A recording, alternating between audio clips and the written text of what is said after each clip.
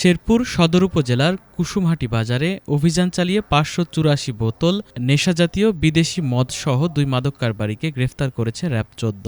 এ সময় মাদক বহনে ব্যবহৃত একটি পিকআপ ভ্যান, ২টি মোবাইল ফোন ও নগদ টাকা জব্দ করা হয়। মঙ্গলবার সকাল ৮:৩০টার দিকে শেরপুর সদরের কুসুমহাটি বাজার এলাকার পাকা রাস্তায় একটি অস্থায়ী চেকপোস্ট বসিয়ে এই সফল অভিযান পরিচালনা করে র্যাব-১৪ সিপিসি-১ জামালপুর ক্যাম্পের একটি আভিযানিক দল। গ্রেফতারকৃতরা হলেন ময়মনসিংহের মোহাম্মদ রোমান মিয়া ও জামালপুরের মোহাম্মদ শান্ত ইসলাম। র্যাব-১৪ এর সহকারী পুলিশ সুপার এনামুল হক জানান, গোপন সংবাদ ও তথ্য প্রযুক্তির সহায়তায় খবর পেয়ে কুসুমহাটি বাজার এলাকায় একটি পিকআপ ভ্যান থামিয়ে তল্লাশি চালানো হয়। প্রাথমিক জিজ্ঞাসাবাদের পর আসামিদের দেওয়া তথ্যের ভিত্তিতে পিকআপের পেছনে মুড়ির বস্তার নিচে বিশেষ কৌশলে লুকিয়ে রাখা ৫৮৪ বোতল বিদেশি মদ উদ্ধার করা হয়।